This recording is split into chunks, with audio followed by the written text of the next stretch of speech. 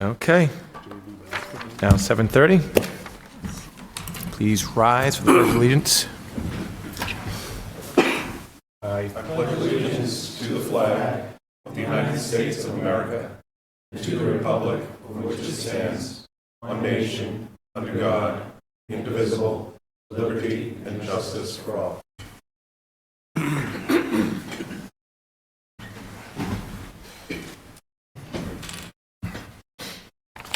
I'd like to remind everybody that this is being recorded and aired live, recorded for records. We can go back and review all of the great things that we do here.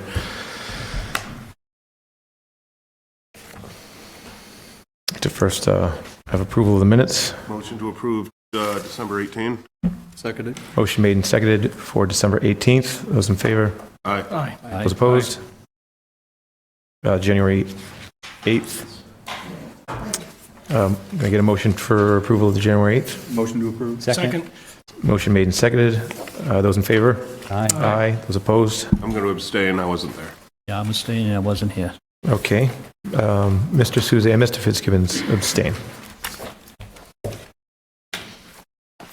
There are no announcements from the president. There are no proclamations. Citizens open forum. If there's anybody here from the public that would like to get up and speak, please approach, name and address, and keep it to 3 minutes would be great. Thank you. Good evening, Marilee Kenny Hunt, 80 Austin Street, and your town clerk. And I have two issues that I care about. Well, I care about all the issues on your agenda tonight, but there are two in particular that I care about. The first is I think you're going to probably vote to send the affixing of my salary to a committee. And so even before you do that, I'd just like to make a couple comments to the whole council about it. And thank you very much for the resolution that's put forward there today. On your desks, I think Councillor Gallagher passed out a letter that I wrote, and attached to it are some calculations. As you know, I was elected on a Saturday, and on the next Tuesday, the salary for this position was substantially cut. And since then, you've been trying to reinstate it, and you've come really close. But I just wanted to put a calculation in there of the amount of money that someone running for this position might have expected to have made by being in this position, and just let you see that and think about it when you're deciding to affix this salary. I'd point out I take no benefits from the town. You don't pay anything into pension, and you will never pay anything from my retirement. And I take a limited amount of vacation. I try to limit myself to 3 weeks of vacation, and I only take sick days when I feel I'm going to be contaminating the public. So I've tried to set a professional standard for the work ethic and being available in the office and to the staff and to supporting the staff. So I only ask you to take those things into consideration when you're considering the salary, and to consider the median salary for town clerks in Massachusetts, which we know, first off, from the salary compensation study that was done before, a couple of years ago, when you raised other department heads to kind of meet that median salary, and that didn't happen for the town clerk's office, and now it's about 1,000 more than it was a couple years ago.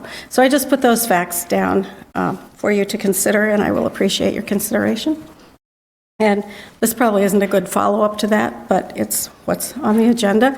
So the next thing, I'm not sure what you're going to do about the town charter tonight, and whether you're going to put that on the warrant for the election, or what you're going to say about it. I have no idea, but I'm going to give you my ideas, and then you can process those. I've been pretty vocal the whole time that the charter was being reviewed by this council after the Charter Review Committee made its recommendations, that I do not support making the town clerk an appointed position, appointed by either the town manager or the town council.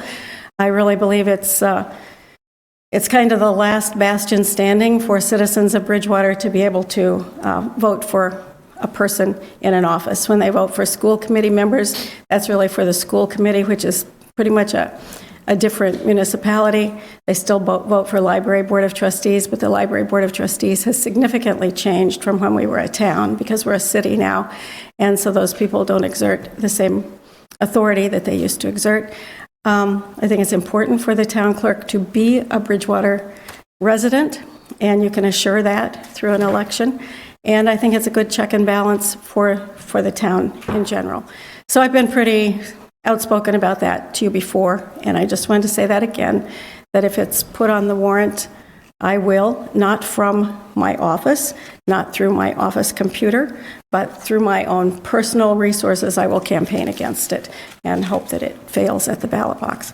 So, yeah, that's probably not a good follow-up to asking you to look better about my raise, but anyway, and I would, just going back to the raise, that salary is set by you. The town manager's salary and my salary are the two salaries that the town council actually has total authority to set, so I can't look to anyone else to advocate for me. I myself and hoping for a good response. Thank you. Thank you. Thank you. Any other citizens coming up for citizens open forum? Seeing none, moving on to appointments. Having none. Hearings, F, no hearings. License transactions. Petition 2019-003, auto dealer's license for Twins Truck and Auto Sales. Motion to approve? Seconded. Motion made and seconded. Discussion? Having none. Those in favor? Aye. Those opposed? Now moving to presentations. Mr. President? Yes. As we get into the presentations, I'd like to set it up for a second. Perfect. Go ahead, Mr. Fitzgibbons. I'm your representative on the school building committee, and as we've been going through different iterations of looking at plans, et cetera, I thought it would be very appropriate for the communication subcommittee to come here and present in front of the town council. They've done great jobs, and their public meetings are all around the town the last couple of months, keeping people updated, and this is just another way that hopefully they can keep more people updated, hear from the town council what some of our ideas may be about things. Hopefully we've all looked at the plans and have an idea of what's going on. So I want to thank them, and I want to thank our OPM for coming out tonight on a previously unscheduled meeting. So with that said, I'll turn it back to you. Thank you, Mr. Fitzgibbons. So the Mitchell School Building Committee progress update. Mr. President, I'll introduce Shane Nolan, who's our owner's project manager, and he can introduce the others and also begin the presentation. Sure. Good evening. Thanks for having us tonight. I'm Shane Nolan from Delos Projects, the owner's project manager for the town. Tonight we have Jean Raymond and John Bertecki from Raymond Design Associates, the designers. We have Derek Swenson, the superintendent of the school district. We have Mike Dolan and Lil Holbrook, school committee members, I believe, and also school building committee members and members of the communication working group for the school building project. I'll do a quick overview of where we are, and then I'll open up to questions if you have any. As you know, the town was invited by the MSBA into their core program for a new Mitchell Elementary School. The MSBA is a state agency that partners with towns to reimburse eligible expenses for building construction, school building construction. So you were invited into that about a year and a half ago. As part of that process, then you go into the core program. The first part of that is to select an OPM, which we went through. The town went through the procurement. They hired us. We then helped you guys procure a designer, which was Raymond Design Associates in the spring of 2018. And that's when we really started some of a lot of the work. As part of the feasibility and schematic design program, We have 3 submissions to the MSBA. The first of those is called the PDP, Preliminary Design Program. So that's when you gather a lot of information about the school, about the town, about the conditions of the site, ownership of the land and such as that. So we submitted that. That was the first submission to MSBA in November 2018. We received comments back just before the holiday and we responded to those early in the new year. Following that, we moved straight into the PSR phase, which is the preferred schematic phase. That's when we start to really look at the different options. We look at renovation options, we look at renovation addition options, we also look at new construction options. So over the last few months, we've really been doing that. We've looked at 11 different options to this point. Some of those options, we've looked at multiple iterations of that. So that 11, we've probably looked at about 17 or 18 actual options with that. We're coming to the end of that process now. And on Monday night, we're going to go to the building committee with the final 5 options to present. We're going to look for an approval to move forward with one option on Monday night. If we can get that, we'll work on that, and we need to submit the PSR to MSBA by February 20th. With that choice, if they pick an option on Monday night or before February 20th, that will be the final option that we bring forward to MSBA. That will go to their board in April. Will have to be approved by the state, and with state approval, we'll be allowed to move into what's known as the schematic design. That's when we'll take that one option. We'll really start to get into to more detail, looking at systems, looking at finishes, looking at exterior materials. And we'll work on that, and we are proposing to submit the schematic design to MSBA July of 2019. Following that submission, we'll go back to the board. Their board meeting will be August, and with approval of that project then, that's when we'll go back to the town and look for the town approvals sometime in the fall of 2019 for the full funding of the project.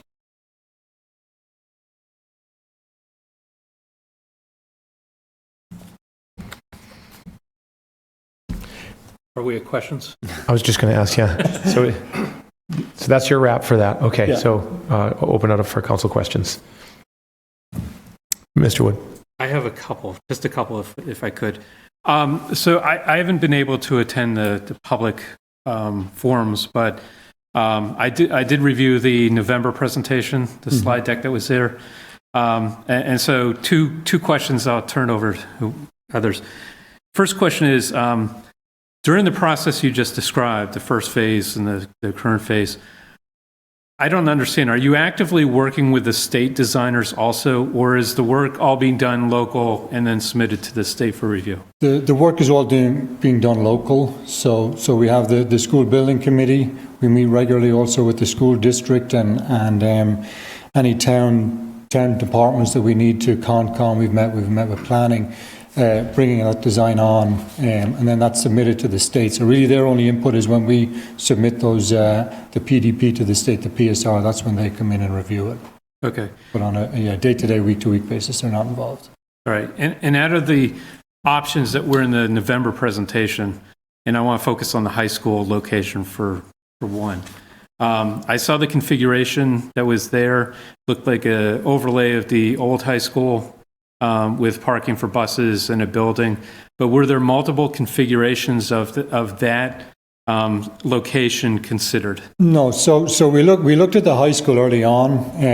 Part of the process, we looked at different sites in town. We looked at the high school, we looked at the middle school at 166 Mount Prospect. We looked at a couple of other vacant sites or sites that are being used for rec in town, just to see if any of them are viable. And when we looked at the high school site, it quickly became apparent that wouldn't be viable. Number one, because of site constraints. To have fit that building on the site, we would have had to take a land taking, I think at the far east side, I believe it was. And also speaking to some of the town departments, in particular the public safety, they were concerned with having the middle school, the high school, and now another elementary school, the traffic and other safety concerns with that. So that kind of fell off the list of options early on. Okay. Turn it over to somebody else. I'll come back later. Mr. George. So I did go to the presentation at the high school, very good. So my question is, how'd the voting go on the designs? With the sticker campaign? Do you want to answer that, Mike? Sure. So, Because I got a side bet going here. so just what we had done is we had brought posters of the different options to the public meeting. And at the end of the meeting, we asked members of the public to take a sticker and put a sticker on whichever one of the options that they thought would be their preferred scheme. So I think we have the So, results. I mean, it's a serious question too. I'm more curious, but, Microphone. sorry. Can't believe people can't hear me. So I think overwhelmingly the new construction options were the favorite. There was Right. some people thought that a renovation addition would work also, and then we have just a bare repair or renovation option, which I don't think got any traction. Right. So one of the things that was discussed, and I'll be honest, it was a concern of mine, was the actual old structure. And there was, information about wetlands and a sick building and foundation issues. I think in the presentation, for the most part, for everything that was reviewed, the actual, I'll call it the foundation / what is structurally sound, looks like it is salvageable, workable. That would be one of the options, correct? We could, yeah, we can salvage it and reuse the building. Okay. That's it for me. Mr. Gallagher, go right ahead. That's okay. Go ahead. Thank you, Mr. President. A couple of questions. So I'm just trying to get a handle on what's going to happen Monday night. Is your firm will make a presentation to the school building committee with one recommendation, which they will. No, okay. we've narrowed the options down to 5. Right. So we'll go back to the school committee ourselves with Raymond Design Associates, and we'll do a presentation. A lot of it will be information that's been provided previously. What we will have is we're in the process of doing updated cost estimates, so they're due to be finished tomorrow. So we'll have those final numbers for Monday night. But we'll provide the information, and then the building committee will be asked to choose an option. We won't recommend one. Okay. So the school building committee will vote on one of the 5 options expected Monday night.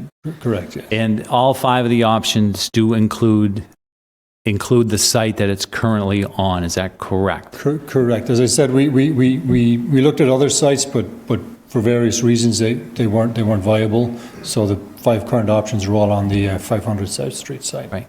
And I was at the presentation too last week, and I was at an initial presentation well over a year ago when the engineer went in to look at the school.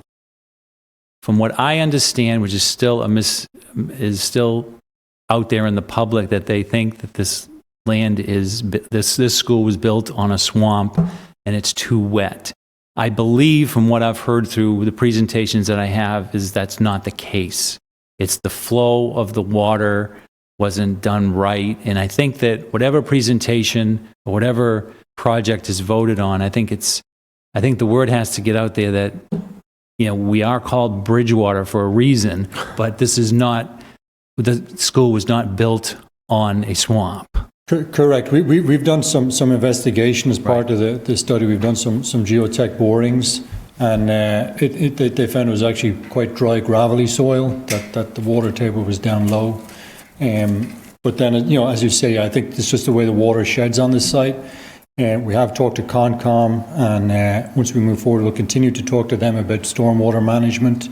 There's different regulations now than there was in the 90s when the school was built. So we'll include all that in the design. But yeah, the initial or the studies we've done, certainly it's not a wet site. Sure. Thank you. Okay, back to what I was going to say before, Mr. Gallagher. So, sorry for a little bit dry tonight. So 5 choices that will be boiled down to 1. For those watching or who will watch or may be watching now, could you boil down to what the 5 are? Yes, so we have a renovation option, which just renovates the existing 127,000 square feet in the building. There's no additions. That includes reconfiguring some of the interiors, but pretty much keeping the layout as it is. We then have 2 renovation addition options. Those both are pretty much gut renovation. We would demolish everything in the building.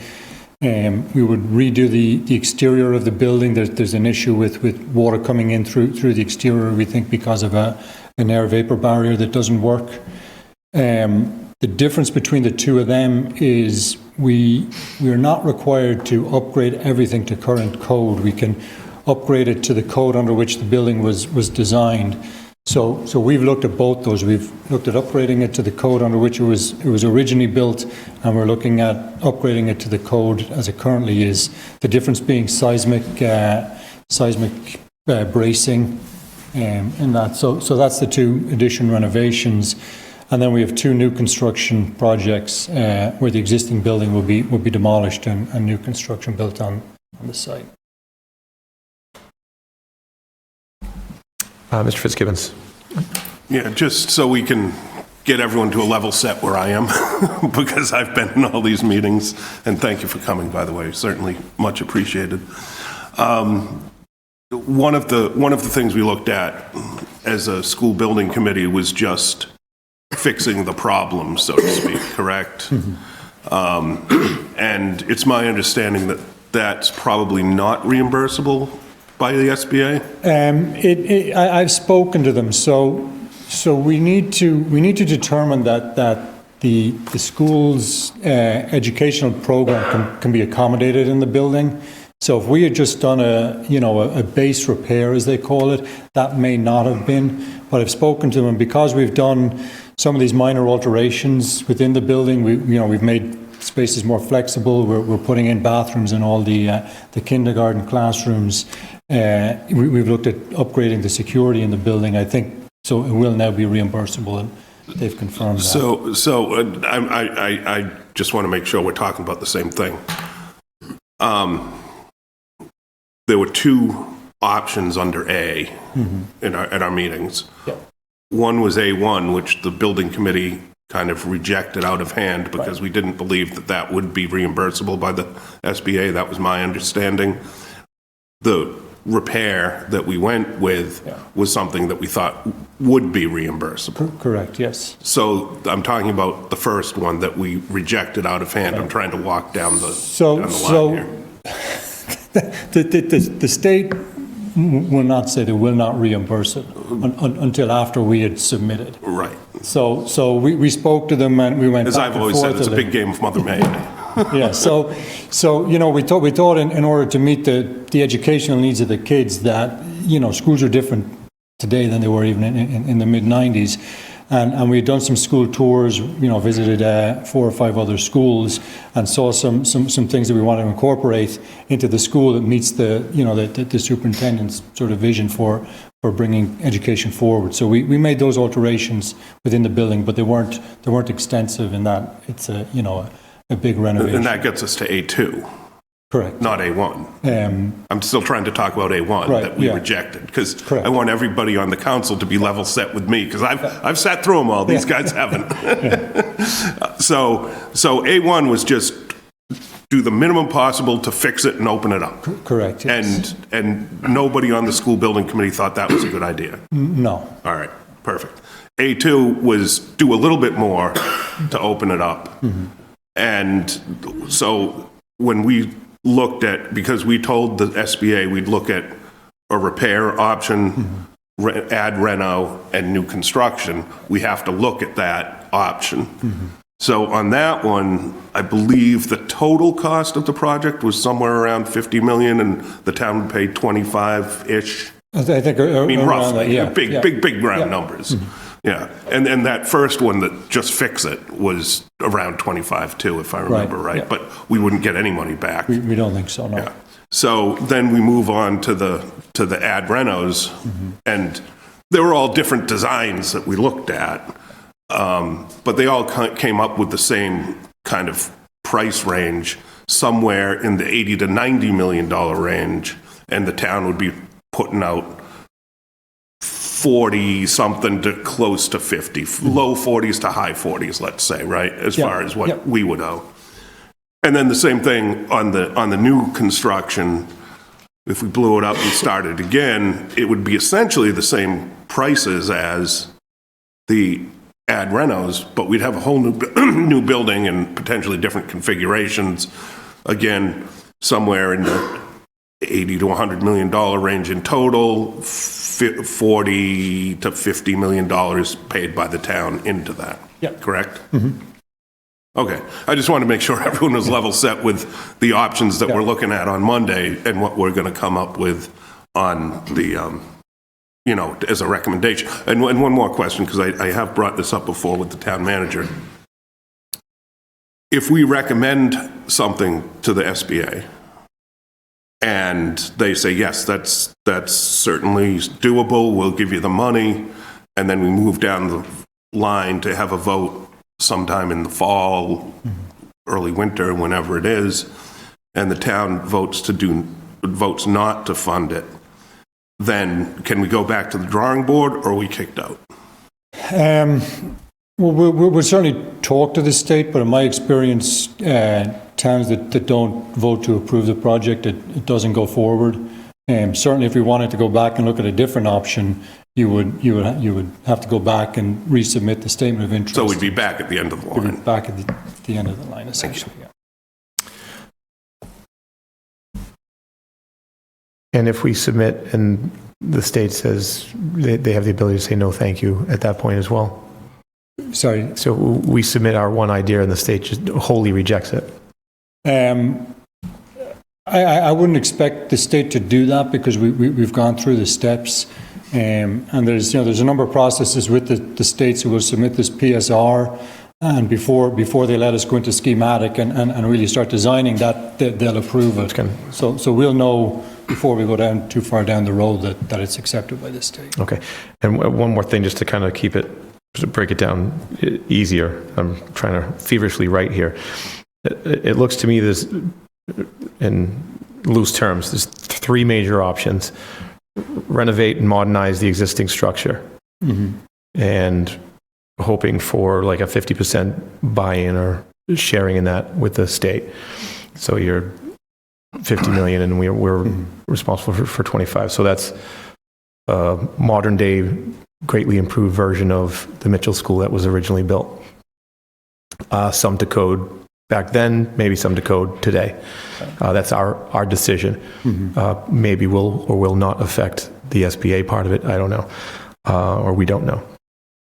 Option 2 is a reno with a really nice addition or something like that. So if we're going to get a nice 2-car garage, the master bedroom over it or something in our homes, a lot more money. Yeah. Same percentage of sharing costs with the state. It is, yeah. So the reimbursement rate is 55.63% of eligible costs. I've certainly presented what's eligible and ineligible. Not everything is eligible. We presented that to the building committee. I don't have all the notes here tonight, but I'm certainly happy to come back and explain that to you. New structure, would that have a higher percentage of dollars or changes that would be at that reimbursable rate? Whereas say for the sake of conversation, you choose the middle of the road option, the reno with the expansion. So it's a $80 million project, and the percentage that is applicable to the 55.63 share isn't. It's the same. So one of the big things with the eligible cost is MSBA will reimburse up to $333 a square foot. So you get 55% of that $333. If the building costs $400 a square foot build, the town pays 100% of that 67. And that doesn't matter whether it's renovation addition, or new. It's the same across the board. Okay, and lastly, for the three big buckets, the other one's the whole entirely new dream home. Same thing. Same, reimbursement wise, it's no difference. Same. Okay, so better paint and cabinets and better light bulbs, garage with a bedroom over it, brand new dream home. I got it. Sorry. Fred, did you have something? Mr. Columbotus. Thanks for coming tonight. If the cost for this, the second, the ad reno options and the all-new options are pretty similar, what's the argument for renovating and adding on to existing? For or against? What's the argument for the ad reno? I think the ad reno, you get to use, an existing building, so you're not demolishing things. It's better for the environment. The big disadvantage, I think, with the ad reno is that you're constrained by the existing building. It's a lot more inefficient, so you end up with a much bigger building. So over the 30, 40, 50-year lifespan of that, you're going to be heating, maintaining a bigger building. Right. I think with the new construction, it's smaller. It's more energy efficient. You get more space on the site. The site's pretty constrained anyway with just the topography, and there's a stream on the site. So with the new construction, I think there's a big advantage having more play space, circulation. So the ad reno options were. Is that to say the current layout is just kind of inefficient? It's an inefficient use of space? You're confined by the existing structural grid. You're confined by the existing layout where you can add on, where you can put an addition on. So it limits it. What happens is you end up with a lot more gross square footage, which is your corridors, your mechanical spaces, that sort of thing, and that pushes the price up. Is operating costs, is that something that's kind of being laid out? I mean, because I think that should be an important consideration. It hasn't, we've looked at it sort of from the 40,000 foot level. We haven't gotten into detail. I think once we get into schematic, the utilities have a program now where they'll come on from schematic and they'll start to do some energy modeling for us. They'll even pay for a portion of that. Right. So I think once we have a building, we'll start engaging people for that. Right. Okay. Thank you, Mr. Fitzgibbons? Just to follow up on Mr. Columbotus, I guess the first thing was his last thing. The way that the old Mitchell School was designed, and correct me if I'm wrong, was to really mimic 3 neighborhood schools as we had them before the Mitchell was built. It's a huge building for an elementary school. And the idea was to make it be 3, again, the Hunt School, the McElwain, and the Williams, for those of us old enough to remember all those names, moving into one building, but keeping the Hunt School as the Hunt School, so to speak, in one pod, McElwain School as the McElwain School in another pod, et cetera. And that leads to the space inefficiencies you talked about. Correct. And issues with circulation, there was problems where, it's essentially, I'm sure you're aware, it's kind of 3 fingers. Right. And, if you want to get to here, you got to do the full length of it. So there was issues with that. There was issues with having to go downstairs, across a corridor, back upstairs to I remember that, portions of it, So that building is pretty inefficient. So there's a duplication of administrative functions in the old layout, right? I mean, it really There had is 3 different. currently, but I think we can address that. Right. We're addressing that right now. Even It's in the not ad reno, In the ad reno. by creating linkages between the 3 ends of the tines, as it were? Well, instead of having, right now, the way it was, I believe there was three admins in the 3 wings. Right. There was 3 nurses areas, so we've consolidated that. Right. And then one more follow-up to Mr. Columbotus' first point, or to follow on. Could you talk about timing between, I'm going to call them option A, B, and C. What's the timing in shovel in the ground open to the kids? It's probably a 14 to 16-month project. I think there may be an advantage with new construction in that you'll be able to come in and demolish the existing building and leave a blank site there before the design is 100% done and before we bid the actual building of the new school. So you may be able to save a couple of months doing that. But it's 14 to 16 months, I would imagine. And when would the design be done? Well, assuming a fall full approval from the town, we would start the design immediately. So I think probably late summer of 2020 we could start, and then probably target summer 21 opening. So a year to do the design, a year and a half to get in the building. Yeah.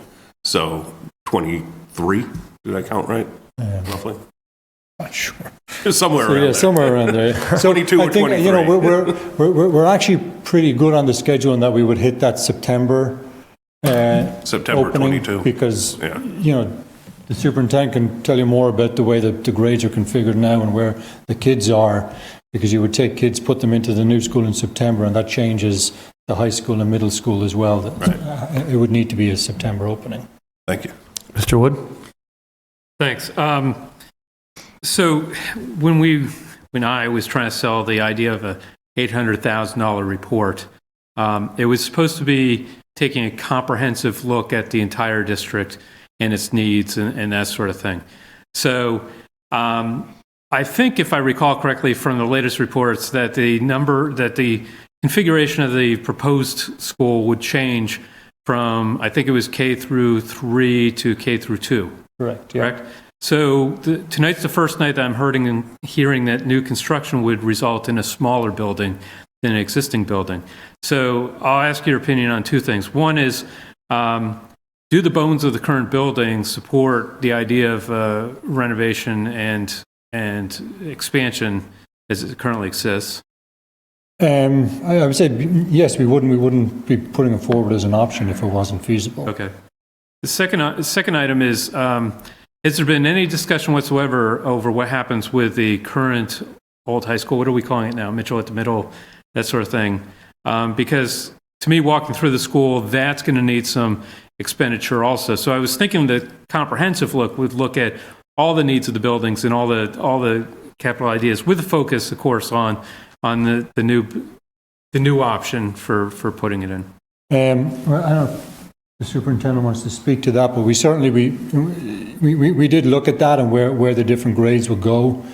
So I think we would be K to 2 at the new Mitchell, or pre-K to 2, then 3 to 5 at the Williams, 6, 7, 8 at the 166 Mount Prospect, and then at the high school 9 to 12. And I think that aligns with Raynham, which we've also tried to do. Okay. So if it were a smaller building, would it house the same number of classrooms, or would it shorten the number of classrooms too? I don't know the numbers of kids that would be present in the school, and we hear always about class size, 25 versus 17 or 20 or whatever the optimal size is. So is the number of classrooms in a proposed new construction fewer than the number of classrooms that are in the proposed renovate and No, it's the same. It's based on the same enrollment and number of kids per class. So we end up with 8 pre-K and 11 K1 and 2 classes. Okay, but just to repeat, so the existing building, the roof, Right. air system, some water drainage, other than that existing platform could be reused.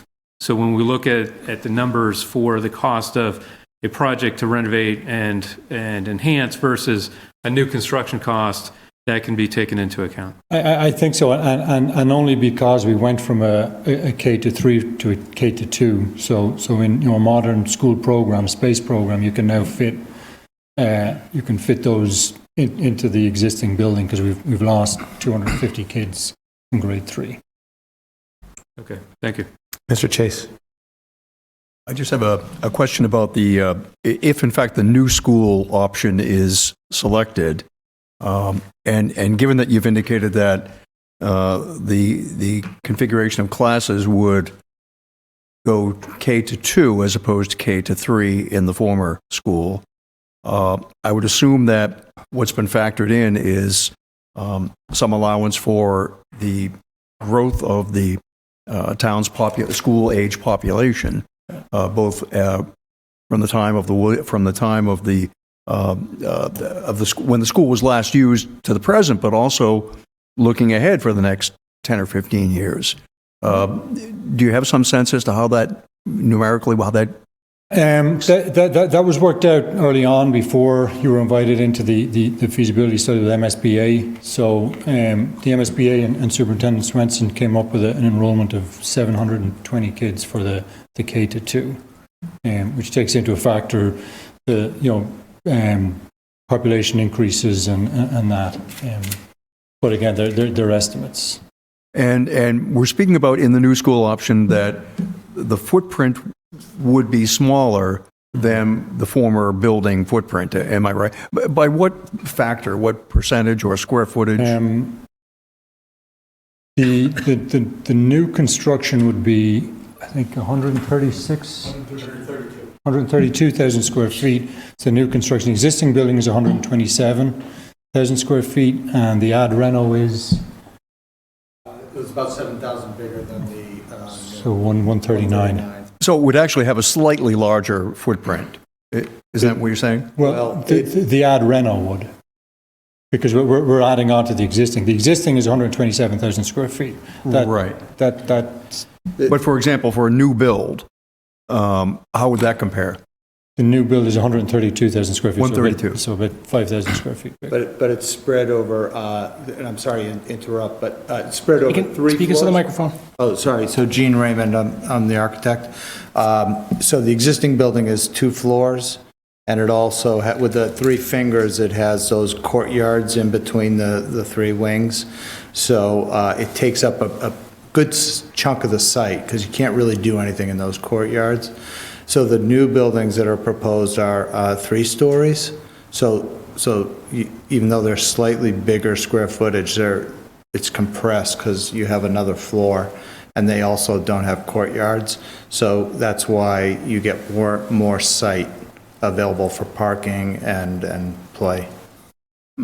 Does that make sense? Yes, it does. Thank you. So just to follow up on that, even though the footprint is smaller, the efficiencies are going to be much better than what we had back in the 90s, correct? Yes, yeah, the building will, and MSB, they really regulate how much space you can devote to corridors and stairwells and mechanical spaces. And that becomes the evaluation process of what you said earlier around MSBA is not going to reimburse a town for fixing a roof. They'll reimburse a town for building a school that will address the needs of the kids today, but also the kids down the road as well, correct? Correct, in their core program, which this is.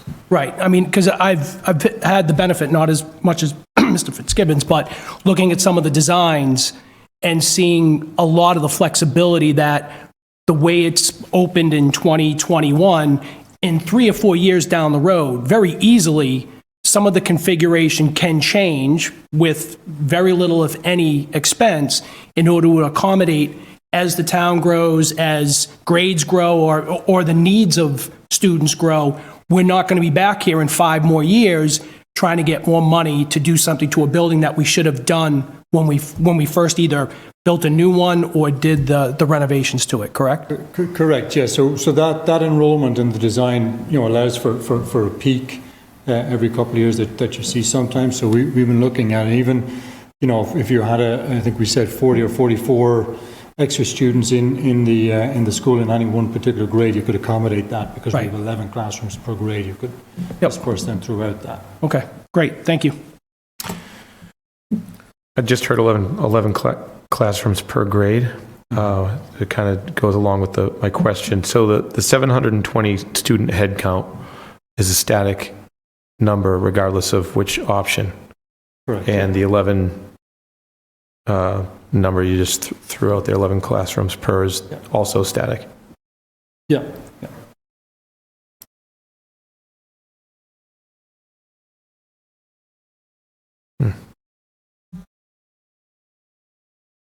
Other questions?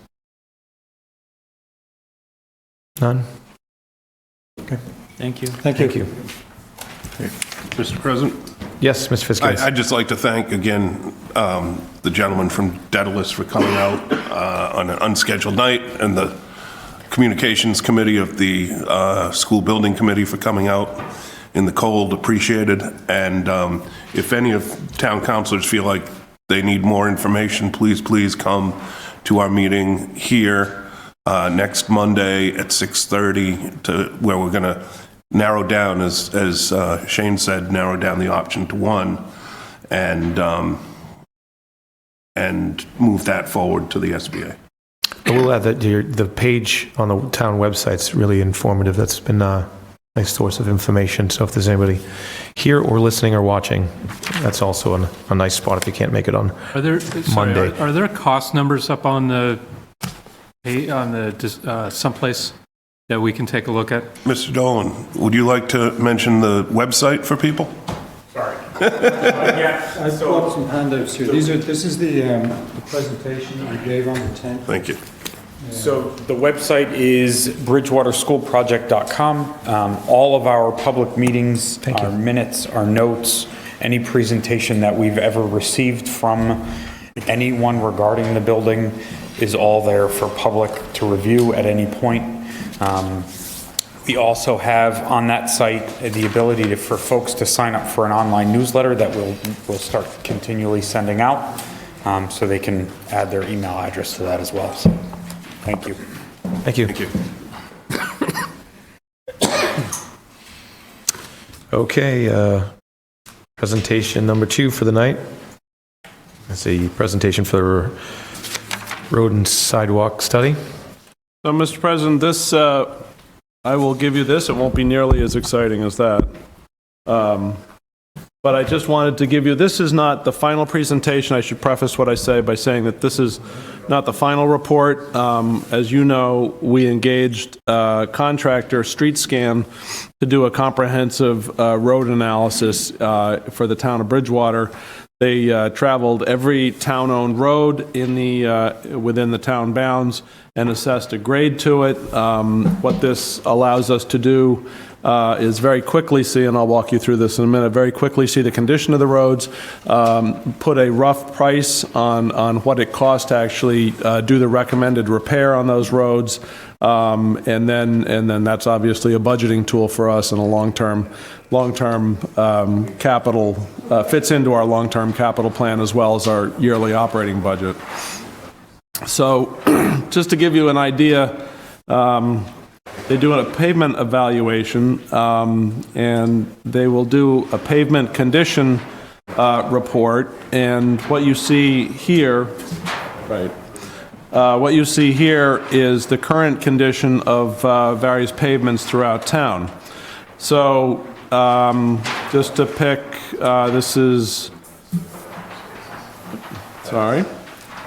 This is one that is not shown to be, well, I should preface what I say. The average statewide street condition is about 74 to 78 out of a scale of 0 to 100. 0 being by far the worst and 100 being by far the best. So on Mount Prospect, you can see that it's got a PCI or condition of about 55. It's assigned several numbers. It's the width and the length of the road is calculated, and it's given a functional class, in this case considered a local road. Some roads are considered arterials, some are minor arterials, and so forth. This is considered a local road.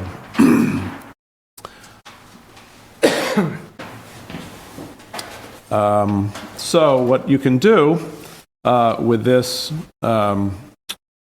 system, which is very helpful, once you've established the condition, and as I said, that was about 55, which is the orange, you can look to see what that relative cost or relative recommended repair option would be under maintenance and repair. And you can see that there are 4 categories. Defer maintenance, which means, hey, it's a brand new road, you really don't need to do anything. Preventive maintenance, which is, ironically, Bridgewater does actually a very good job, according to the contractor, doing preventive maintenance. That might be things like crack seal, which we see a lot of on our town streets. Rehabilitation, which is essentially grinding and paving, and maybe fixing some of the drainage levels or drainage slopes. And then a full-depth reclamation, which is really doing a full-depth, well, it's exactly what it says. It's a full-depth reclamation. It's going down below the pavement level, resetting the base, and then building it up from there. Something akin to what we'll be doing on Elm Street coming up in the spring. So, so you can see that Mount Prospect rather, is proposed for complete rehabilitation on that stretch. And we can go to images, and this is a very helpful tool for the highway department, and they can actually see at various sections of the street exactly what the condition is. So they may look at this and say, you know what, we can probably get another year out of this by crack sealing, but at least it gives them some of that information to make decisions, and they can do it right off a desktop. Also of some use is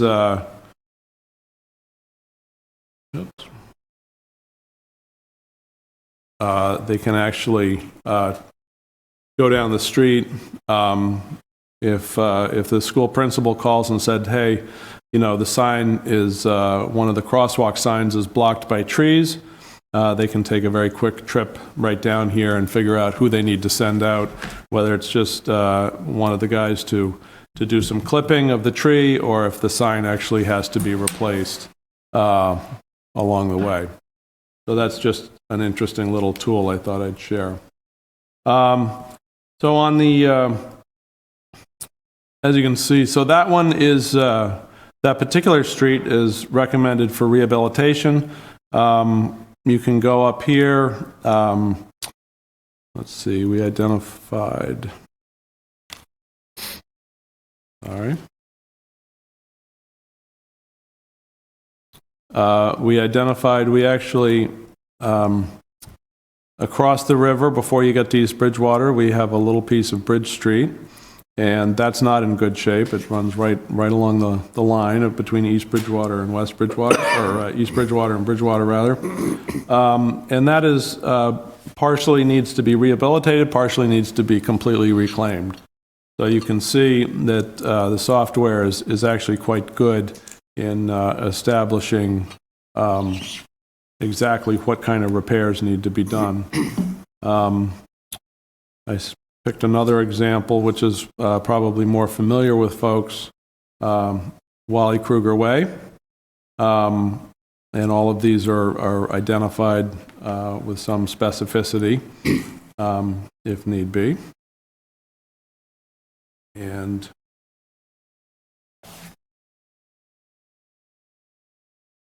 we can look at its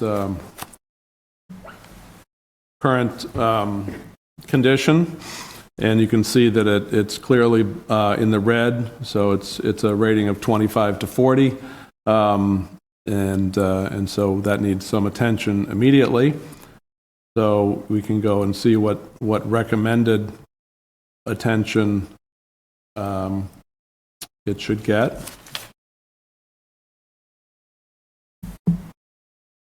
And the system is, it's blue, so again, it's recommending grind and repave, which is a rehabilitation. So we can also take all streets and identify in a spreadsheet format its relative condition. You can see here portions of Titicut at about the 900-foot mark are really in bad condition. That's a 28 rating out of 100. And it's considered an arterial, not a major arterial, but it is considered an arterial. So when you want to establish your work plan for the upcoming several years, the system will do that for you. You can go in and establish what amount of money you have to spend And if we continue to rely solely on our Chapter 90 funding, which was about $711,000 last year, and it's a little more this year, it'll tell you exactly which streets it's recommending that you address right away in order to prolong or sustain your streets as much as possible within the constraints of the funding that you have. So one of the interesting items that they forwarded me today, this graph is actually not bad news per se. It shows the condition of all our streets collectively. And we've got an average of about 74.6. So as I said, the statewide towns are in about the 78 range. So we're a little off the rest of the state, but in terms of our neighbors, we're not as bad as we had thought we were originally. Obviously, we've got a very small sliver of serious, and then very poor, and fair, which make up probably about a combined, 20 to 25 to 30% in that range. But we actually have a good chunk, not quite half of our streets are in good shape, and we've got a surprisingly large chunk that are in excellent shape, which sort of runs counter to sort of the voices that you sometimes hear. So this is, as I tell people, this is data. It's hard for the data to lie. One of the interesting graphs, though, that I took out of this was this. And this shows 1 through 5 years and what happens if you have, we're at a baseline now and we're at almost 75 rating, I'll call it percent, but a 75 out of 100 rating. If we invest $500,000 annually over the 5-year period, we can expect that our average street condition will drop down closer to 65, 66, 67. And these are today's dollars, obviously. So if we continue to spend about $700,000, which is the dotted line here, the blue dotted line, we're a little better off. But we're still dropping. Our overall street conditions are still dropping over the course of the next 5 years. Can we ask questions as it goes along? Sure, go ahead, Mr. Fitzgibbons. Okay, just a quick question on this graph. Doesn't make sense to me. If we're saying spending 500 is going to result in a continuous decrease, but spending 700 is going to result in an almost similar decrease for 3 years and then flat for 2 years. I don't understand how spending more, the 1 million and the 1.3 million, result in decreases after the third year. It doesn't make sense. I know you're not the guy who put the graph together, but it just doesn't make sense to me. No, that's actually, I think a lot of this is They all go the same way. dependent on the work plan that they recommend. If you go back down here to the streets, you can establish they will establish for you, which pieces of this should be done first.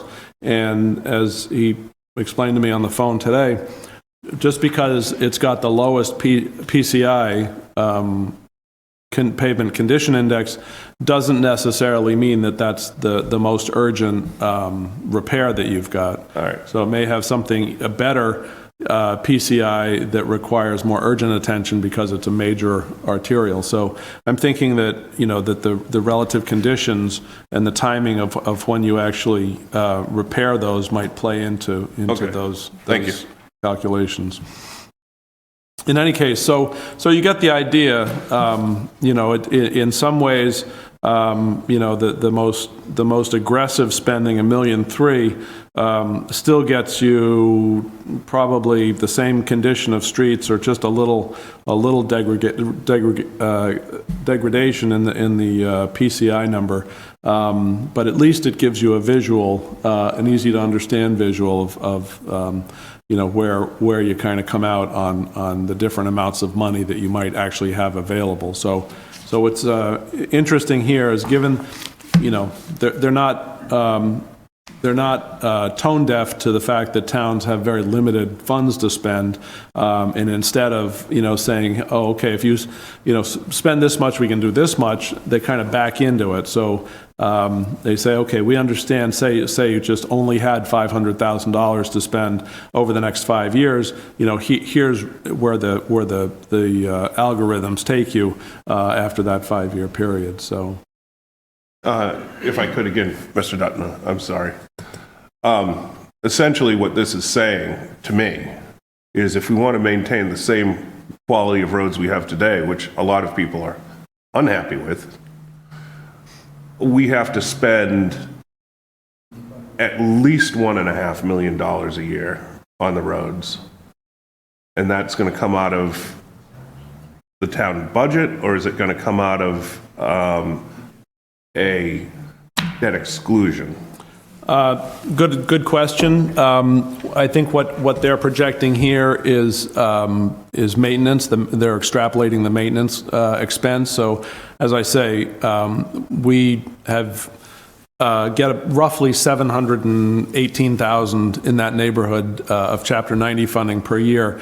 We have a little bit more that we budget on a yearly basis, mostly to do line painting, and some pothole repair. But basically, that 7 and change is what we have to do everything relative to streets. But so just to put a finer point on it, we as a town need to spend at least $800,000 more of our operating budget on roadways to just maintain the quality of roads we have today annually, $800,000 annually. Correct. And if we want to improve them, it probably has to be north of $1 million. I'd say that's correct. Okay. And some of that, but I will say that clearly on the operating side, this is illuminating because it does tell us that we have to substantially increase spending on the operational side, the yearly budget. But it also tells us that, it's going to be very wise for us to split operating expenses from the capital expenses. So far, over the course of time, we've tried to do, major repairs, full depth reclamations with full drainage, and we fit that into Chapter 90. That's really should be parceled out and done as a capital expense and paid over the course of time. The things that we should do on a yearly basis are much more geared towards maintenance and repair. So going back here, obviously there are a whole, I can, obviously create an Excel file of this, but I won't bore you with that. But I just wanted to give you a very quick sort of update on where we are. This does not include any of the sidewalks.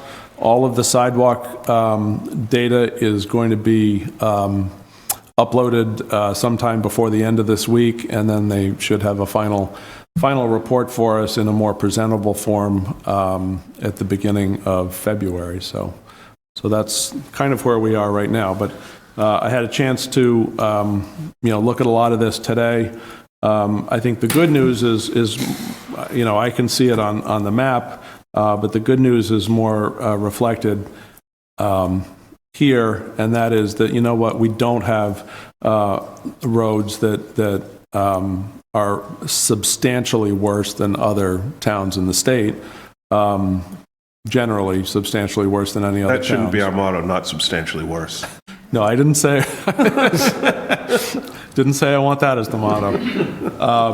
But it also pinpoints very specifically how and where we should be spending limited funds, and gives us a tool to be able to track the progress there as well. And does this include anything beneath the surface of the road? We've seen those videos from the roadways department? That's an excellent question, and no, it does not.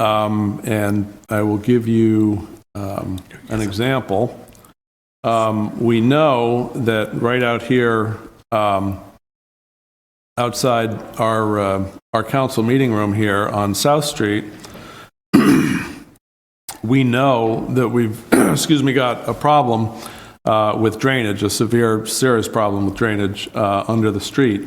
And you can see that the road right here, while they do say that it needs, rehabilitation, really what it needs is full depth reclamation and a replacement of the drainage system underneath.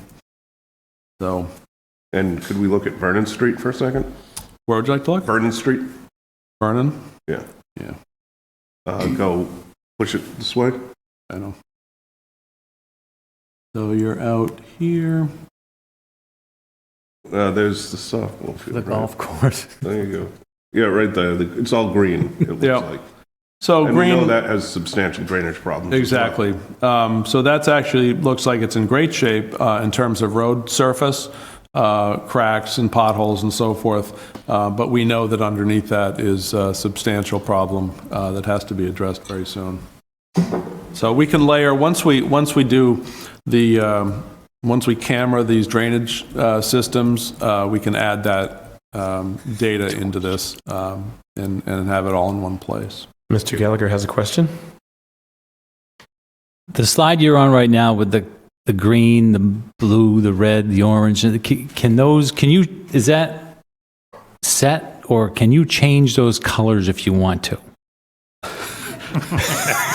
You can, can't you? I think what the counselor means, can you update this as you repair?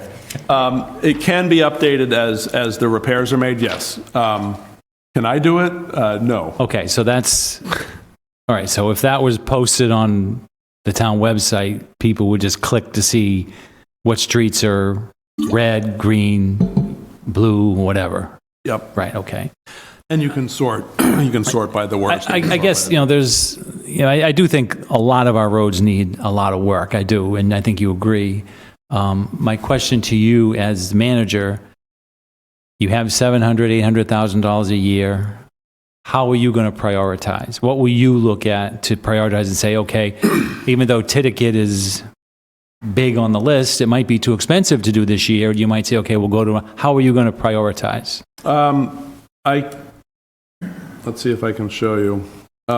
It's actually a very useful tool that I probably shouldn't waste your time by trying to replicate what I was shown today.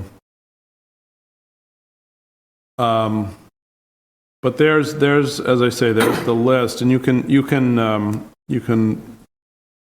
the system will allow you to go in and essentially identify a work plan, given the amount, as I say, given the amount of money you have. So if we have $750,000 and that's all we have to spend on all our roads, then it'll come right out and give you a work plan on what the best and smartest way to spend your money is. As Councillor Fitzgibbon said, that the one caveat is that it doesn't account for what's underneath the road, so it doesn't account for the drainage that's underneath the road, or for that matter, water mains. If we know that we've got to replace water mains on South Street, for instance, well, it's a bad example, Vernon, even though the pavement is in great shape, that water main replacement's going to disrupt that road, and then you'd have to make different decisions about how to stagger that work and make decisions about whether or not you're going to do a full depth reclamation when you do the water work, or if you're going to just patch it. And that's a highway DPW engineer decision. Right. Will you try to each year, as you decide on which road is going to be earmarked for repair or whatever, use a portion, say 100,000 of the 800,000 towards sidewalks, or will you split it up 90-10, 75-25, and do a little bit each year? That's a great question. I would say we're probably going to wait and see what the condition of the side. I mean, instinctively, we know the condition of the sidewalks is terrible. But we'll Instinctively, we knew we had a lot of bad roads, and 75% of them are good. I mean, there's anecdotes and there's data. Well, that's true. That is true. Like you may do like a road like Titicate, but yet do a sidewalk on Plymouth Street. You don't have to do the sidewalk where the road's being done the same year, right? Oh, absolutely. Yeah, okay. No, absolutely. We would do the same analysis with sidewalks and with the same, work plan, and back in, as I say, we would probably back into a number that we can budget, and then go from there with the work plan. Mr. Wood? Thank you. Two questions. One, I didn't see a line on Stetson Street, so I'm wondering if you can scroll into that area so we can see what that portion of the town looks like. And secondly, while you're doing that, so how would this be presented to the town as a whole? I'm guessing that you're not going to allow people to go in and browse like you're doing, but it somehow needs to be communicated out to those that want to know.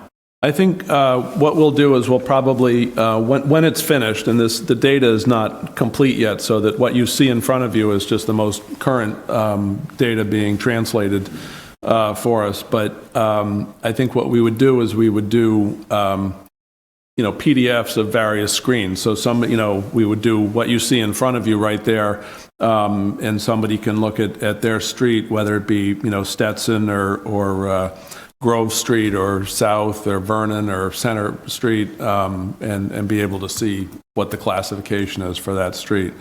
So you're right, there would. You guys scroll in a little bit closer. I still don't see Stetson Street on there. Is it the blue line leading to the green line? It's got to be. Is that Yeah, that looks like Stetson. Stetson Street. It's got a 60 rating. It's roughly 40 foot wide, and it's roughly 670 feet long, at least that section. So, again, classified as a local road, and the recommended solution is rehabilitation there, which is a grind and a pave. And if you wanted to actually see, only because Stetson has come up in prior council meetings, you can actually see that we've done a lot of crack sealing on Stetson. And you can also see that there are cars parked on Stetson, but I won't keep that up very long. But you can also, and if you want, you can take a, oops. You can take a little, council can go on a little trip down Stetson. Well, that's a very quick trip if I started at the other end. There we go. Yeah, well, it's a very quick trip. Anyway, so the tools are actually quite helpful, and it's helpful for us to be able to identify when somebody calls in and says, hey, there's a pothole, in front of my house, we can actually, and now it's going to work. We can actually go and identify the pothole that's right in front of their house, and lo and behold, there's a pothole somewhere on this picture. Basically, you have a historical picture of it. Say, yeah, that looks like something opened up. Yep. So, and it also, we can sort the list so that, the pothole and the condition of the pothole are something that Ron Ledoux can use as a list. So if he's got a week's worth of pothole repair, which is quite common in the spring, he can prioritize those and develop a work plan for the guys to go out. Guys can all have, tablets, they can look these up too, so if they're covering, a certain precinct or a certain, quadrant of town, they have access to this data so that they can, spend their time wisely getting from one pothole to another. So So, Mr. Souza, did you have a question? Yes, please. Mr. Dunn, if you can check Main Street, just before the West Bridgewater town line, there is a pipe that goes under the road. The rain that we're going to get later this week, anytime we get that amount of rain, the road floods. Floods right over the top. all right, that sounds like a,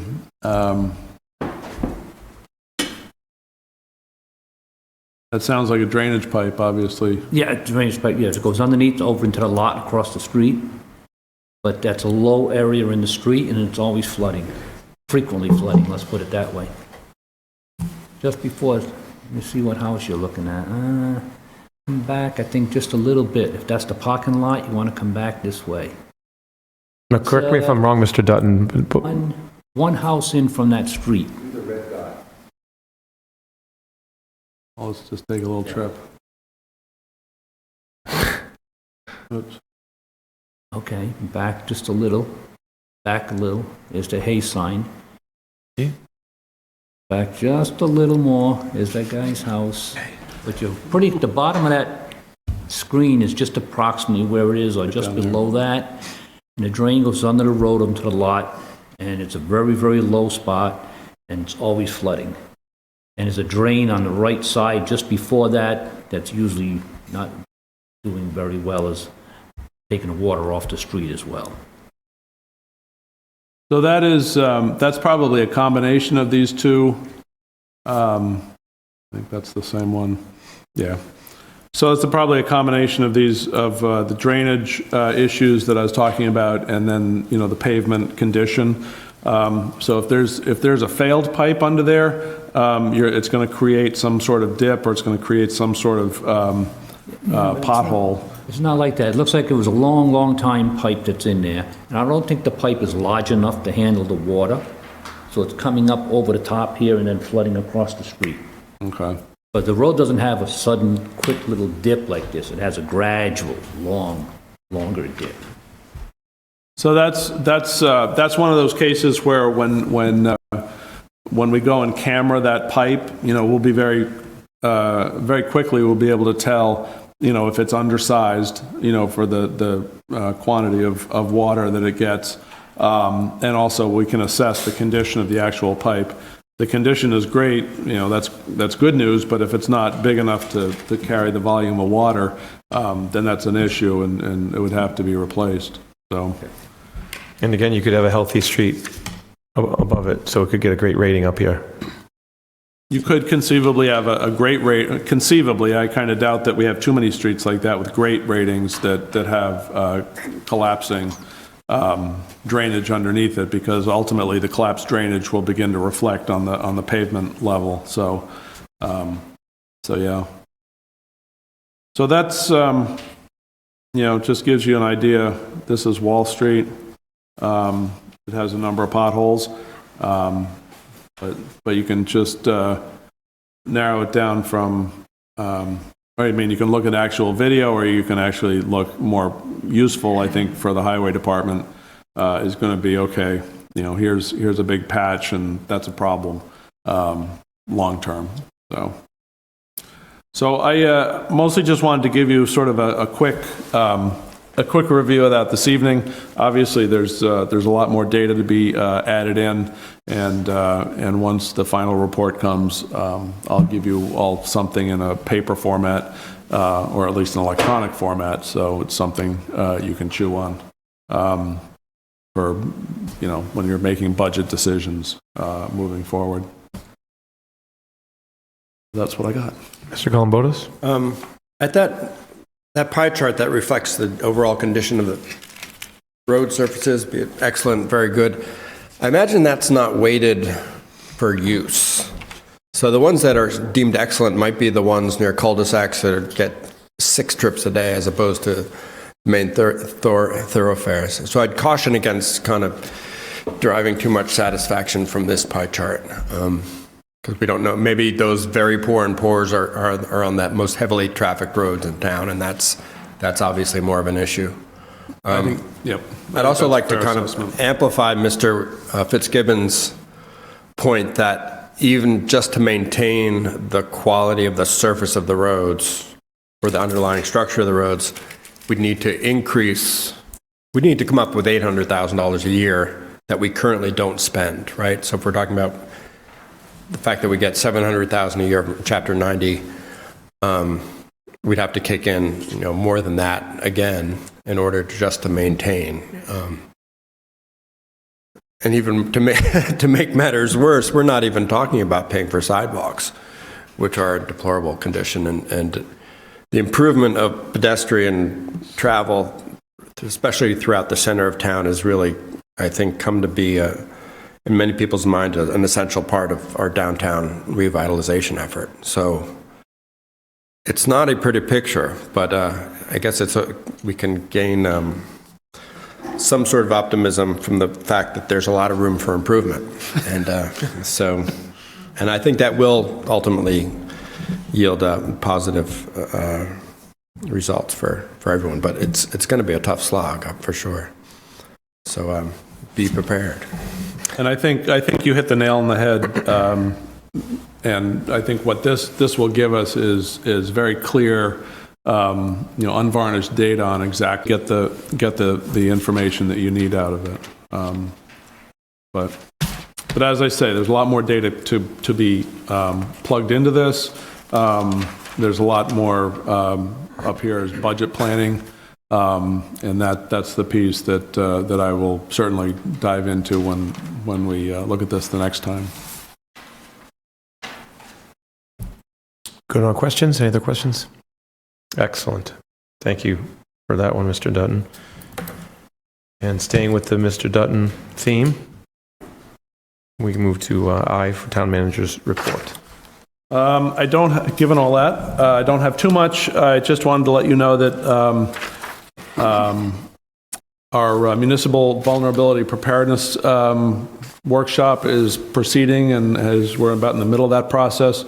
Designed to be a fairly quick process, and what it does, it identifies and plans for future natural and man-made disasters, certainly weather events that we've had more in the past few years. Excuse me. And that is also something that has been, the governor is sort of pushing municipal vulnerability preparedness. Obviously, that reduces, if towns do it right and adopt some of the recommendations, it reduces a lot of the state funding, certainly helps Chapter 90 if you're from the state perspective. And they just want to make sure that you're spending money to fix problems that are actually out there and not spending money spinning your wheels. So that process is underway and is ongoing. And as I've said about a lot of things that we do in town, puts us in a very good position for future grant funding, whether it be to address vulnerable areas in town or any other thing, road funding and whatever grant funding that we can possibly avail ourselves of. We did roll out the paid parking program. It was terribly uneventful. It was also done purposefully last week at a time when the university was not in session.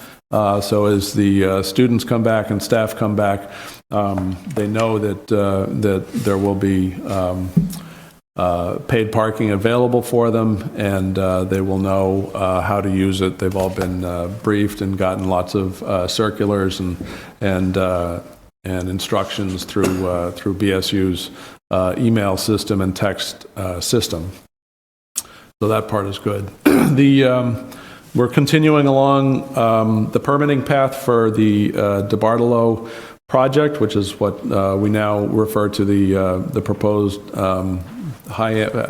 they call it A-class or something like that, warehousing facility, which will be at the northern end of Elm Street, be about a 300 to 400,000 square foot facility. And I give DeBartolo a lot of credit. They've done this before, obviously, and they have worked very closely with us. And they want to make sure that they can build as fast as they can build, but they also want to make sure that they're building in conjunction with the the work that we're doing on Elm Street, so that when their A-class facility is completed, Elm Street will be, or at least the majority of Elm Street will be substantially complete.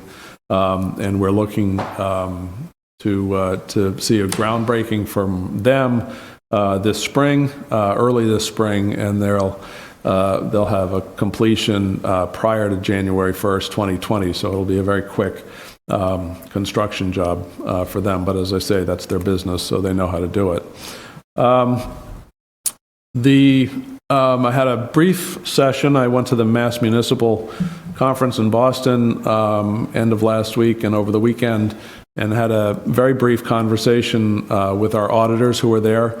And I'm happy, it was just a side conversation about nothing in particular, but I was pleased that they were pleased by our performance over the past couple of years, but specifically this last fiscal year, 2018. So they'll be here, as they always are, to conduct an exit interview with you, and I certainly look forward to that. So they were quite pleased with where we've gotten.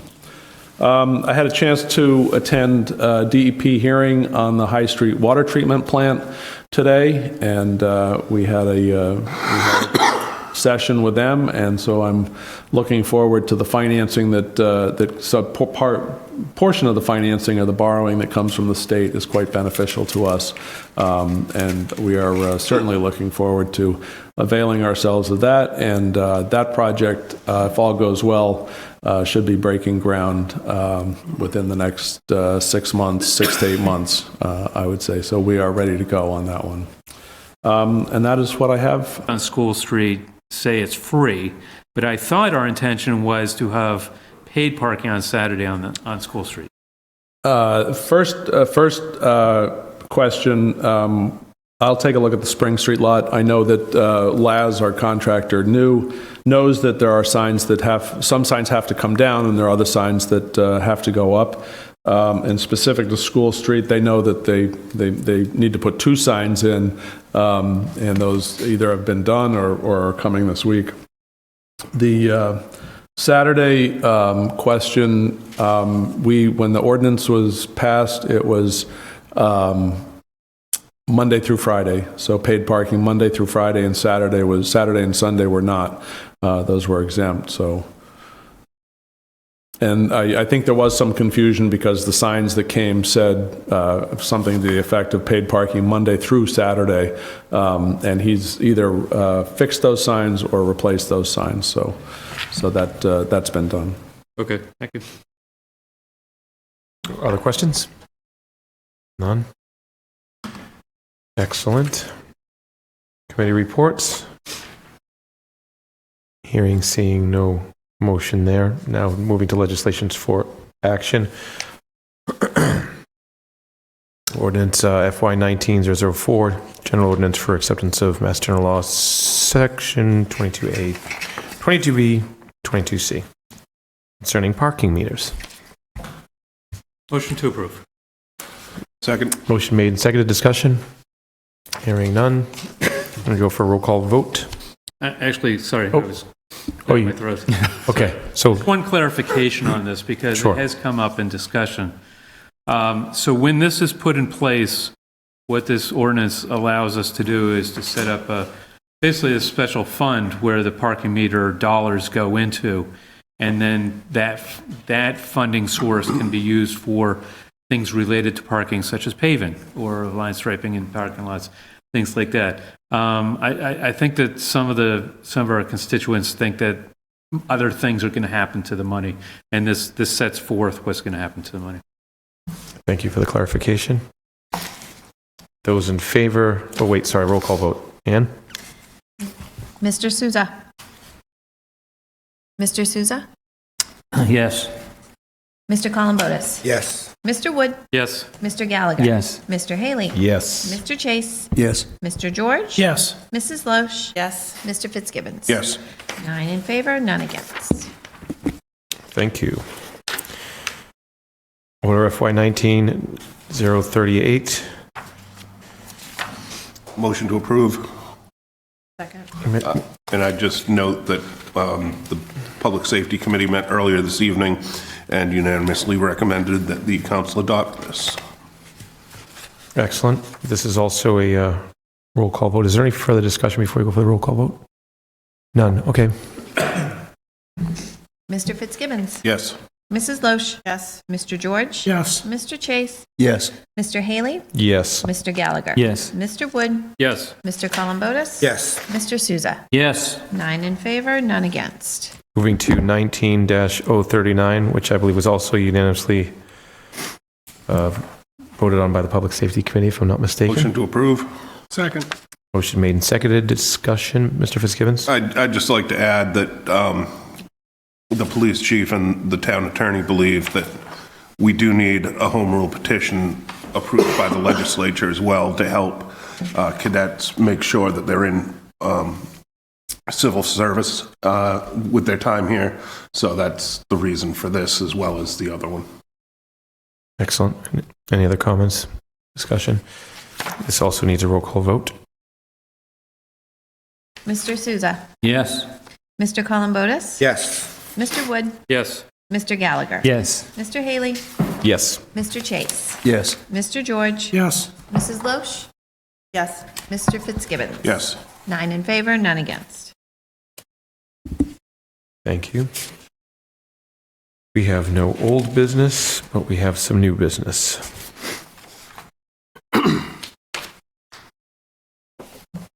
So order, we can move all of these, refer all of these at one time to Budget and Finance. We cannot. We have to go one by one. Excellent. 19-040 to a fixed town clerk salary. Brought to us by Mr. Gallagher. I move that we send it to the Budget and Finance Committee. I'll second it. Motion made and seconded. Discussion? None. Those in favor? Aye. Opposed? Order FY 19-04, loan order for Elm Street project, brought to us by the town manager. Motion to refer to the Budget and Finance committees. Second. Motion made and seconded by Mr. Gallagher, I believe. Discussion? Seeing none. Those in favor? Aye. Those opposed? FY 19-042, loan order for First Street project. Motion to refer to the Budget and Finance committees. Second. Motion made and seconded. Discussion? Seeing none. Those in favor? Aye. Opposed? Order FY 19-043, acceptance of non-recurring revenue to capital. Motion to refer to the Budget and Finance committees. Second. Motion made and seconded. Discussion? Seeing none. Those in favor? Aye. Those opposed? Now to FY 19-044, ballot question. The Home Rule Charter changes. What do we do with this? I believe this should stay on the council level for action at our next At our appropriate next- meeting. This will be first reading. Well, this is a Motion to accept the first reading. second to accept the first reading. Motion made and seconded to accept first reading. Discussion. Discussion, Does Mr. everybody Wood? have a copy that came back from No. the state? No. Okay, so you can ask the town manager to extend the copy to everybody?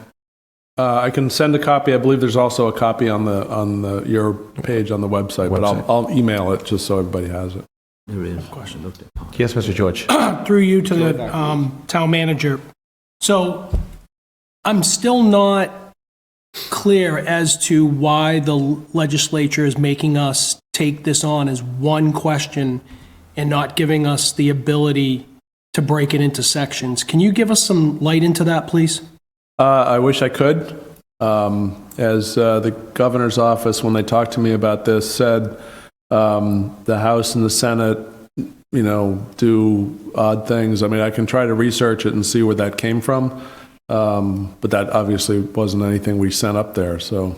Could we get an explanation from our senator and representative as to what went in there? I'm very perplexed and personally a little ticked that if we so choose to present these in different options that we're not allowed to, and yet we've never been given an explanation why. I think you're correct, and I can try to find out. I'm not promising that I'll get a clear answer, just knowing the legislative process, but I'll certainly see if I can get an answer. Right, I don't expect it to stop this, I'm just looking more for edification. Yep. Mr. Gallagher? A couple of questions, and on that note that Councilor George brought up, did they send something in writing saying we can't break it up, or is that just through a conversation that you had with the people at the governor's office? No, that's actually part of the, they give you the language that you have to use on, that you're looking at here. They actually give you that language as part of the legislation. So, so they actually, they didn't vote all the changes. They just gave, they corrected most of the charter, revoted it. The legislature I'm talking about revoted it, and then they added several provisions. One would concern council compensation, and another one concerned the vote or the ballot question that we have to use. It sounds to me as though that it's possible that they looked at it as that's how we wanted it, is one question. I think that if somehow it was sent up there saying we may break this down into a few questions, I think that they would have somehow allowed that. I don't think it was presented to them that way, but I do remember having that discussion here at this meeting when I was sitting over there, that the intention, because we sat here and we debated whether to break it up into questions, and we said, well, let's just send it up. When it comes back, we can still do that. And I don't know if there was a cover letter or something up there that said that that's an option that we may pursue when this comes back. So it is a shame that we can't do that. And if we can't do it, we can't do it. I don't want to go on and on and on about that, but it is what it is. But my second question more so is for the town attorney, and I had wanted to email you this question, but I didn't. But since we have time, the charter says that every 6 years that we need to review the charter. I'm unclear as to when the 6 years start. We met, I believe, 6 years ago in January of 2014. President Fitzgibbons at the time set up the Charter Review Committee for the first time. So in essence, in January of 2020 will be 6 years. So will we need to form another Charter Review Committee next year, a year from now, or not? Is that related to this? If so, when this comes back to us in 2 weeks, I mean, the question, if we have to do that next year, then the question to my colleagues here is, do we have to put this before the voters? Do we have to do that? And then, or could we just say, let's wait to start this whole process again, since this took 5 years? Those are my thoughts. I think it's a good question. I think the time that, well, unfortunately, it didn't start when it was supposed to start. So let's start from that premise, right? Because wasn't it 6 years from the time that the initial charter went into place? Right. So started right? early. Yeah. So if it started early, whatever time frame the next 6 years is going to be, obviously that's when it has to be done. So I don't know. I don't have the calculations. I don't have the start date to the next date. If you say it's within a year, then that's when it is. I mean, I don't have the dates in front of me. Mr. Fitzgibbons, did I see a hand? Oh, I was just going to say, given that it took 5 years, according to Mr. Gallagher, and I don't dispute that number, to get to the point where he actually got something back, I wouldn't want to hold anything up, because it may take another 5 or so years, even if we started next year, and we'd be on a 6-year change at that point in time if this gets voted. So just, it reminds me of certain things at work where it goes on and on forever. Mr. Wood. I was going to say that it did take a long time. There was an awful lot of really good work done by a lot of folks. I don't see anything wrong with, considering putting a new committee together. Let's get this in front of the voters, put a new committee together. There may be there may be future items that people want to change, or, the environment in the state may change a little bit where we need to tweak an adjustment here or there in the charter. So, committee might be a good idea, going forward. Get this before the voters, start a new committee, because I think our timetable is probably at that point anyway, what the charter said.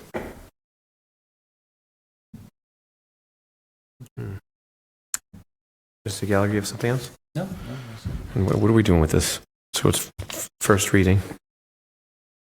Did we vote on that? No. To accept it as a first reading? Just to accept it, that's it, correct? So, motion made to accept. Aye. Aye. Aye. Oppose?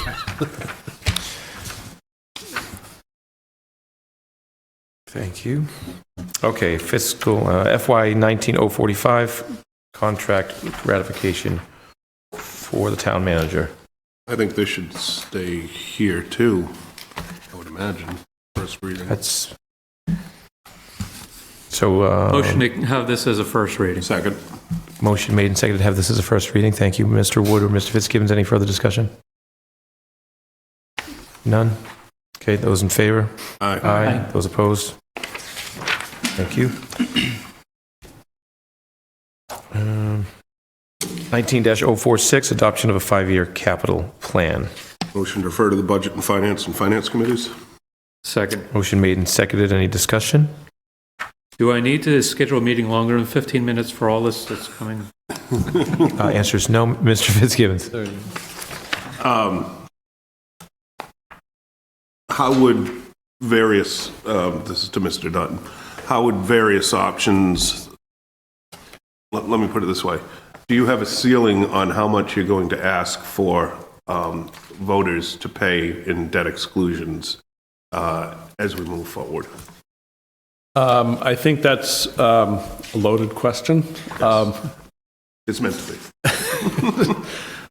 We have several projects that we don't know what the price tags are going to be, and the price tags, as you heard tonight, could be anywhere from 20 some odd million to 50 million on the school project. I can also tell you that we're looking for between a $5 million and a $10 million road reconstruction effort. But those are wildly fluctuating ranges that need to be narrowed down. So I'm certainly very attentive to what taxpayers can afford and withstand, but I'm also very attentive to making sure that the investments that have been made in this town over the prior decades are respected and are sustainable. So there's a balance there, but that's a very long way of saying that I can't give you a very specific dollar number at this point. Right, and I didn't expect it, but I just asked the Budget and Finance committees to think about that as they look at it and ladder out where votes may occur and how things happen to make sure that we're not overburdening folks in any particular year or overall in general as we move forward. That's just our fiduciary responsibility to them. We also have a responsibility to make sure we have adequate roads, schools, and public safety buildings. Correct. Mr. Wood? Thank you. A couple weeks ago, we did meet as Budget and Finance, and we actually had a discussion item on the agenda to talk about this plan in advance for having it come through this process. The finance group was there and kind of walked us through it. So I want to draw your attention to like pages 13, 12, 13. There's a detailed capital plan, has numbers, has years, has equipment, has all the things that you want to know it might happen in the next 5 years. So what I'm going to encourage everybody here at the council to do, if you could, do a little bit of homework, go through this presentation. I'm not sure that we've had it as a group as a presentation, but go through it, get your questions together. If you could forward the questions over to Ann, she can give them to the committee, and then we can have a more of a detailed Q&A with the Finance Department related to that, and then we can bring it back to this level and have additional discussion. Is that okay with everybody? Excellent. Okay.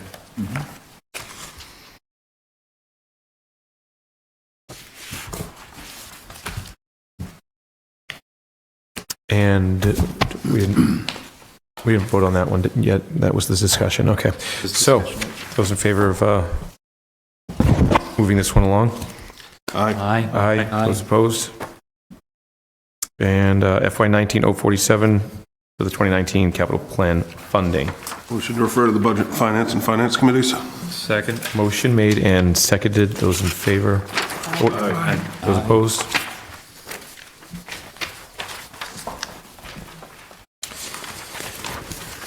For all that great discussion. Citizens' comments, if there's anybody here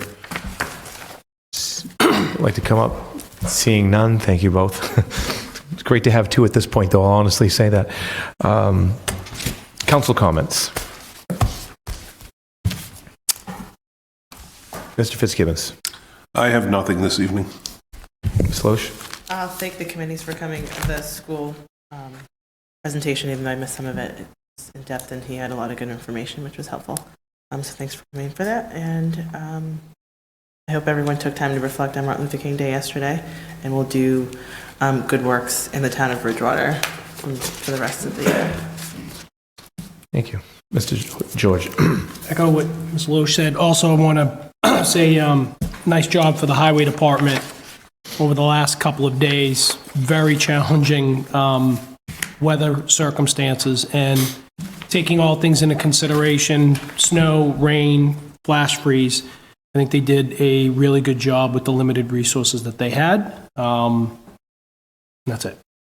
Mr. Chase. I think I'd just like to thank the police chief for the time he spent with the Public Safety Committee prior to the council meeting tonight. I think that his explanation of his needs with respect to the cadet program were particularly informative, and his contributions were duly noted, I believe, by the committee. Mr. Gallagher. Yeah, again, reiterate the good job the highway department did on this heavy, wet, icy storm we had this weekend. I still have yet to use my new snow blower that I bought in August because it was just too heavy to use, but Hopefully you won't. maybe I won't have to use it and I'll get another year out of it. Also, this past weekend, or the early part of the weekend, I attended the Mass Municipal Association Conference up in Boston. Had an opportunity to listen to the governor and lieutenant governor come in, give us a prelude to what we expect to see in the governor's budget in the ensuing fiscal year.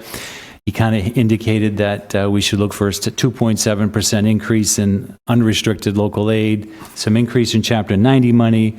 I didn't hear any thoughts on Chapter 70 from him at that time, but it was good to hear them be very supportive of and understanding the needs at the local level, particularly the lieutenant governor stating that in her first term that she traveled to all 351 cities and towns in Massachusetts, every single one of them. So she understands, and the Baker administration understands the needs that the communities have, but there's only so much money to go around, so we'll see what the budget numbers look like at the state level in the next few weeks. But it was a very informative workshops that I attended this past weekend. Thank you. Mr. Wood. All right. So I think that I'd like to comment on a major milestone that we've reached tonight. So after many years of hard work, we finally have a charter in front of us that we can pass on to the voters and have them voice their up and down vote on it. It was many years of good work by the committee that did the charter review, even work prior to that, leading into the committee. Councilor Loesch and Gallagher were on that committee.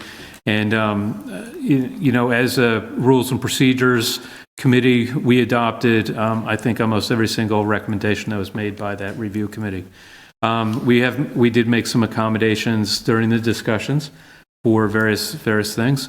And if you look at the process that happens at the state level, it was quite lengthy. It did go in as Bill House 4500, I think it was, sponsored by our representative and Senator D'Amelio and Pacheco, respectively. And it was actually, if you remember the original document, it went in as changes. And what we came back, when you get a chance to review, if you haven't done so already, is actually a clean document that doesn't have all the, strike this, strike that, add this, add that. It's a clean document of what the new charter would be. And if you go through it and review and compare it against what the old, you'll see where all of our changes are in there. I think it's a major milestone that's been years in making, and hopefully we can celebrate that. And that's it for tonight. Thanks. Mr. Columbotus. I'd like to express appreciation to the town manager, community and economic development director, Jennifer Burke, the planning board, and anyone else involved in getting a commitment from the distribution center on Elm Street to have a 300 to 400 square foot class A1, I guess it was, building there is a sign that we're making progress on attracting private investment, increasing our commercial tax base, because we're going to need it. Thank you. Thanks. Mr. Souza. Nothing this evening, thank you. All right. That leaves me with, well, I was going to say nothing, but Councilor Loesch brought up the Martin Luther King Day. And if any of you had a chance to just simply Google quotes, because a lot of us do quotes for office reasons and morale reasons at work or informational purposes, his list of quotes are awesome, awe-inspiring, all of the above. Awesome stuff. I was cutting and pasting all of them earlier in the week. So now we'll move to nothing. We do have executive session.